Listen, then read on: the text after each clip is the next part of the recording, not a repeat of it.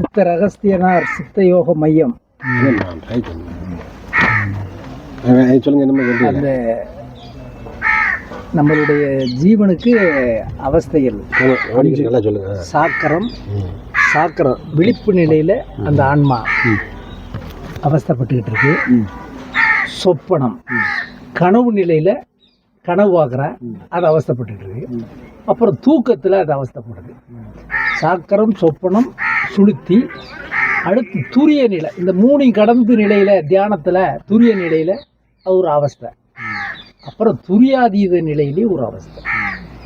இந்த சாக்கரம் சொப்பனம் சுளுத்தி துரியம் துரியாதீதன்ற அந்த 5 அவஸ்தை கடந்த நிலை தன்னை தானே பார்க்கின்ற தன்னை அறிகின்ற அந்த அத்வைதமான ஆன்ம தரிசன நிலை. அந்த ஆன்ம தரிசன நிலையில் ஞானக்கண் திறந்து சகலமும் நாம் என்ன நினைக்கின்றோமோ அந்த சொரூபத்தையும் அனைத்து உயிர்களும் அனைத்து பொருள்களுமே பராபரமாக காட்சி கொடுத்து வாழை காட்சியாகி தெரிவதுதான் இந்த ஞானத்தினுடைய வழின்னு சொல்லி சித்தர்கள் சொல்லியிருக்காங்க. இதில் சுவாமிகிட்ட இப்போ கேட்க போகிறது, இந்த வாழைண்டே பேசுகிறாங்க சித்தர்கள் பூரா. வாழைண்டே சொல்கிறாங்க. இந்த வாழைன்னா என்ன அப்படின்றத சுவாமிகிட்ட கேட்க. வாழைன்னா என்னவா? அது என்னன்னு சொல்லக்கூடிய பொருளா? அது வாழை அப்படின்றாங்க. அது ஏதாச்சும் முடிவு சொல்லக்கூடிய பொருளா இருந்தா யாராலும் சொல்ல முடியாத பொருளை அந்த பொருளை வந்து உங்களுக்கு வார்த்தையினால சொல்லக்கூடிய பொருளை சொல்லுங்க. வாழை என்றால் அது ஆன்மாவாக இருக்கிறது. வாழைதான் ஆன்மாவாக அதான் பிரம்மமாக இருக்கிறது. அதான் பராபரமாக இருக்கிறது. இப்போ பராபரமாக ஏக வெளியாக ஏக ஆகாயமாக இருக்கு. எங்கும் மிகுந்த ஆகாயமாக இருக்கு இல்லையா?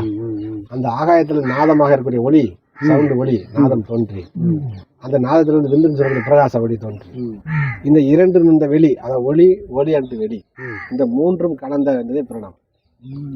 இந்த 3ம் கலந்த வெளி, ஒளி வெளி, ஓசை, அந்த பிரகாச ஒளி, வெளி பிரணவம். இந்த பிரணவம் இந்த 3 சேர்ந்ததுதான் பிரணவம் என்றும் நாதம் என்றும் வாழை என்றும். வாழைன்றது ஒளியோ? அந்த ரூபம் தான். அதாவது ஒரு ரூபம் ஒளின்னு சொன்னா அது அணுக்கள் தான். அந்த ஜோதி தானே, ஒரு ஏக்க சக்தி தானே. ஒரு ஏக்க சக்தின்னு வச்சுக்கல, ஒரு மாபெரும் ஏக்க சக்தி. அந்த வெளியாக இருக்க அறிய முடியாத காட்சி வெட்ட வெளியா இருக்கு. அந்த வெட்ட வெளியிலிருந்து ஒரு தோற்றம், முதல் தோற்றம் தான் அது. இதுல என்ன விளக்கம்னு கேட்டீங்கன்னா, ஏக வெட்ட வெளி. அந்த வெட்ட வெளி முதல் ஒரு தோற்றம் உண்டான ஏதாச்சும் அந்த அசைவு தான் வாழை. என்ன அந்த அசைவு தான் வாழை. அந்த வாழை என்று சொன்னால் எப்படி அதை சொல்றாங்கன்னு கேட்டீங்கன்னா, அந்த சிறு பெண்கள் மாதிரி, அந்த ஒரு எப்பவுமே வயசாகாது, ஒரே மாதிரி சீரான அந்த ஒரு 7-8 வயதுக்குரிய சிறு குழந்தைகள் மாதிரி தோற்றத்து அந்த வடிவம். ஆனால் அது முதல் அந்த ஏக பிரம்மமாக இருக்கக்கூடிய அசைவற்ற ஏக வெளியில முதல் ஒரு அசைவு தோன்றுது இல்லையா? அந்த அசைவு தான் வாழை. அதுவே பிரணவமாக இருக்கிறது. அதுவே நாதமாக இருக்கிறது. அதுவே மற்ற எல்லா படைப்புகளுக்கும் ஆதியாக இருக்கு. அந்த முதல்ல ஏக வெளியிலிருந்து ஒரு அசைவு, ஒரு உணர்வு தோன்றுது இல்ல? அந்த தோன்றுதான், அந்த தோற்றம் தான், அந்த உணர்வு தான் ஆன்மாவாக இருக்கிறது. அதுதான் வாழையாக இருக்கு, பிரணவமாக இருக்கு. அதுல இருந்து மற்ற ஏக்க சக்திகள் பல வெவ்வேறுகளாக பிரிகிறது. அதுல இருந்து ஒரு 3 வகை ஏக்க சக்திகளாக பிரியுது. 5 இப்படி வரிசையா படிப்படியா இந்த பஞ்ச தத்துவங்கள், 5 பூதங்கள் சொல்றோம்ல, நீர் நெருப்பு காற்றுன்னு சொல்லக்கூடிய அந்த பஞ்ச தத்துவங்கள் இப்படி எல்லாம் சேரும்போது மற்ற உருவங்கள்லாம் தோன்றும். மற்ற உருவங்கள் தோற்றத்துக்கெல்லாம் ஆதியாக இருக்கிறது அந்த முதல் ஏக வெளியிருந்த அசைவா இருக்குல்ல, அதுவே அந்த பிரம்மம். அதுவே ஜீவனாக இருக்கு, அதுவே உயிராக இருக்கு, அதுவே ஆன்மாவாக இருக்கு, செயலாக இருக்கு. அப்போ நம்ம அந்த வாழைன்னு சொன்ன அந்த ஆன்மா நம்ம பயிற்சி பண்ணி பரிபக்குவத்தை அடையும் பொழுது அந்த ஆன்மா முதல் தோன்றிய ஆன்மாவா இருக்குல்ல, அதுதான் அந்த தோற்றம் வரக்கூடிய காரணமாக இருக்கு. வாழை என்றது அந்த தோற்றத்துக்கெல்லாம் ஆதியாக தமிழ்களை தாய் என்றும் அன்னை என்றும் இப்படிலாம் பல போற்றக்கூடிய பராவரம் என்றும் போற்றக்கூடியதாக இருக்குது. இந்த மும்மூர்த்திகளுக்கு அதை வணங்கக்கூடியதாக அந்த பிரம்மா விஷ்ணு சிவன் சொல்லக்கூடிய, பிரம்மா விஷ்ணு ருத்ரன் சொல்லக்கூடிய 3 பேருக்கும் ஆதியாக நம்ம பல சித்திரத்தில் நூல்கள்லாம் காட்டப்படும். ருத்திரன் 3 பேருக்கும் ஆதியான அவரெல்லாம் துண்டு செய்யக்கூடிய இதே வாழை என்று சொல்லக்கூடிய ராஜேஸ்வரி என்றும் ராஜேஸ்வரி என்றும் வாழை என்றும் பராபரம் என்றும் அதுதான் பேரு. பராசக்தி என்றும் ராஜேஸ்வரி என்றும் பராசக்தி அதுக்கு வேற யாரும் உட்காந்துருக்கா? எல்லாரும் ஆதிசக்தியே அந்த முதல் அணு அந்த ஏக வெளியிலிருந்து தோன்றக்கூடிய தோற்றம் இருக்கே ஒரு முதல் அசைவு, அதுக்கு தான் அந்த பேர். அதுக்கு தான் ஆதிசக்தி. ஆதிசக்தின்னு பேர். அந்த ஆதிசக்தி தான் அந்த பிரணவமாக இருக்குது. ஒளியாக வெளியாக அந்த தன்மையாக இருக்குது. அந்த தன்மையோட இயக்க சக்தி. இதுக்கு மேலே விஞ்ஞானமாக நீங்கள் எடுத்தீங்கன்னா அது ஒரு அணுக்கள் தான், ஆதி அணுக்கு. அந்த அணுவிலிருந்து வந்தக்கூடிய ஆதி ஒரு இயக்க சக்தின்னு அதை நம்ம சொல்லலாம். அந்த மாதிரி வந்துடுது. அதுலேருந்து மற்ற நிறையா பிரிவு கீழே அப்படியே பிரிஞ்சுக்கிட்டே போகும். அதுக்கெல்லாம் ஒவ்வொரு படி நம்ம இப்போ அஷ்டசக்திகள் இப்படி வரிசையா அப்படியே போயிட்டே இருக்கும் கீழே. அதுதான் அது வாழைன்னு சொல்லக்கூடியது. அந்த ஆன்மா தான். அதுவே அந்த பேரு அறிவாக இருக்கிறது. அதுதான் பேரு அறிவாகவும் ஆன்மாவாகவும் பிரம்மமாகவும் இருக்கிறது வாழை. இந்த தோற்றத்துக்கெல்லாம் ஆதி அசைவே வாழை. சரி, எல்லா உயிர்களும் தோற்றதில்லை. அந்த தோற்றத்துக்கு முதல் அந்த வெளி ஏக வெளி உண்மை தெரியல. அந்த ஏக வெளியிலிருந்து முதல் ஒரு அசைவு, ஒரு உணர்வு தோன்றல. அந்த உணர்வு தான் வாழை.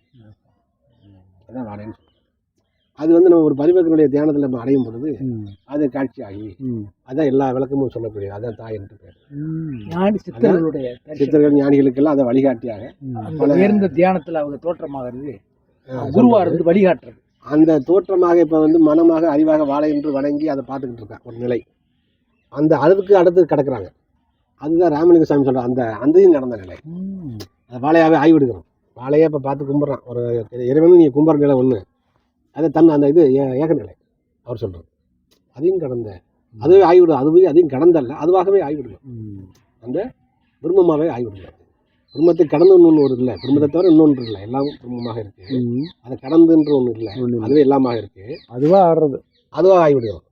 லாஸ்ட்டில் வந்து அந்த பிரம்மமாக நான் அவனானே தானே அதுவே தான் என்ற கரையிற நிலை தான் அந்த சாமி சொல்கிற ஜோதி நிலை. சுத்த ஜோதின்னு சொல்லி பாடுறாங்கல்ல, அந்த நிலை வந்து நான் இப்படி ஒரு வாழையை பெருமான்னு கும்புறன்றதும் இல்லை, அற்ற நிலை, கடந்த நிலை. நானே அது அப்படின்ற நான் வாழை கும்புறன்றது ஒன்று, நானே வாழை தான் போடான்றா அது முடிஞ்சு வச்சு அந்த நிலை அவர் சொல்கிறார். அதேண்டா அதுக்கு நீ தாண்டா அதுன்னு சொல்கிறார் அவர் நிலை. அந்த நிலை அது நீ அதை என்று கும்பிடுகிறாய், அதுவே தான் நீ அப்படிங்கிறார் சாமியினுடைய நிலைப்பாடு.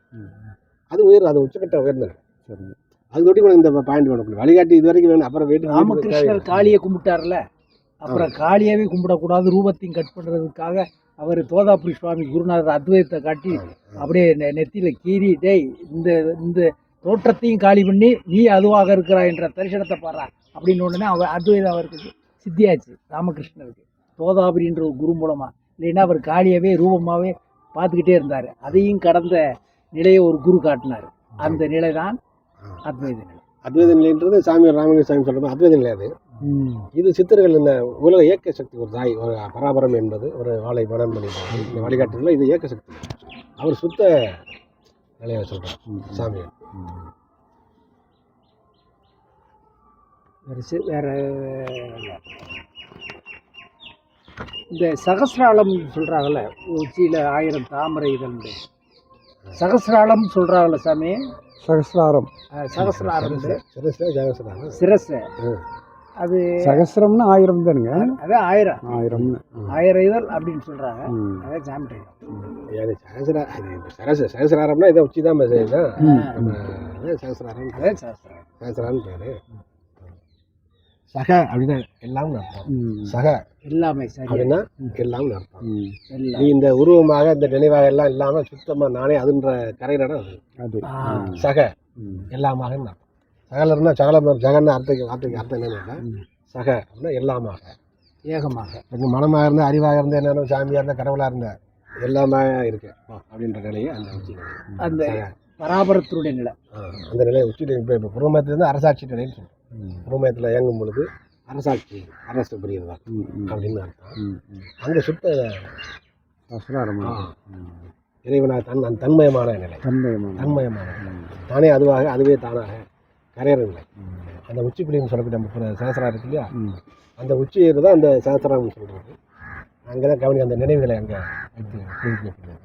அதான் சகசிரம். உச்சி தான் சகசிரம். அந்த சகசிரம் வேற ஒன்று. இது சராசரியான கேள்வி தான். சகசிரம் சரசரம் எல்லாத்தையும் தெரியும்.